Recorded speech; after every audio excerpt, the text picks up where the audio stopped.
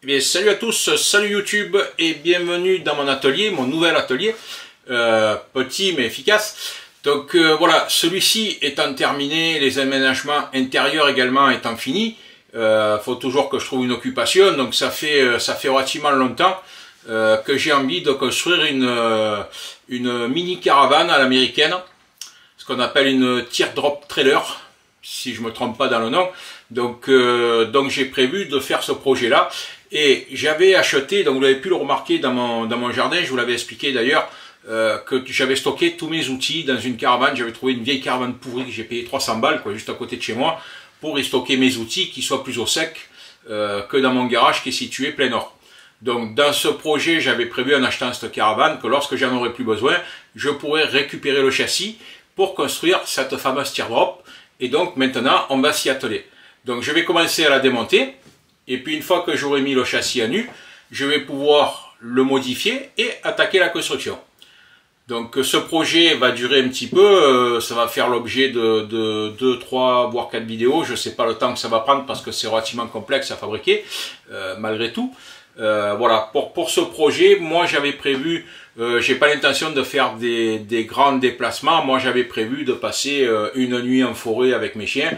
Donc voilà, tout ce projet de cette teardrop que j'avais dans mes cartons depuis relativement longtemps. Voilà, allez, on jette un petit coup d'œil à la bête.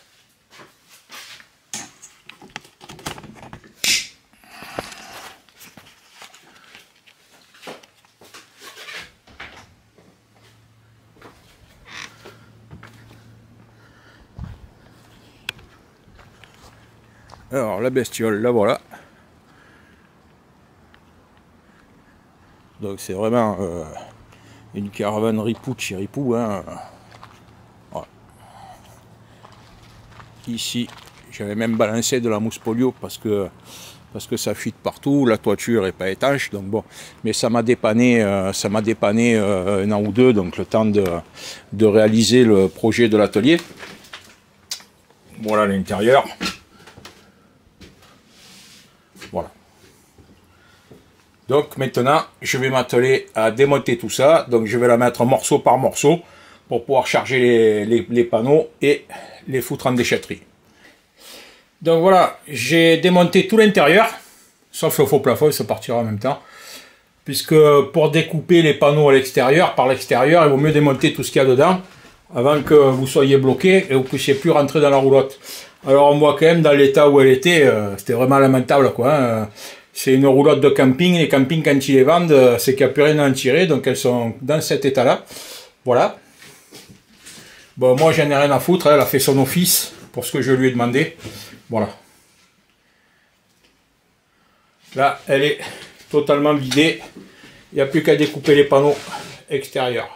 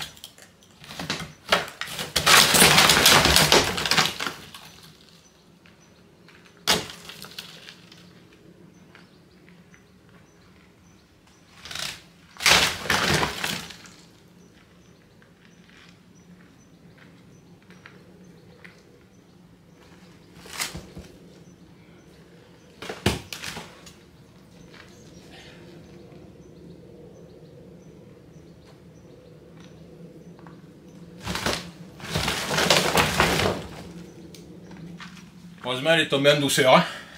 J'avais peur de me la prendre sur le teston d'un coup. Pour ceux qui voudraient savoir, j'utilise ces lames-là. Bon, là, en l'occurrence, c'est des lames qui sont faites pour découper les palettes. Donc, ça découpe bois et métal en même temps. Alors, franchement, vu l'état des panneaux et la solidité, ça passe comme dans du beurre, quoi. Allez.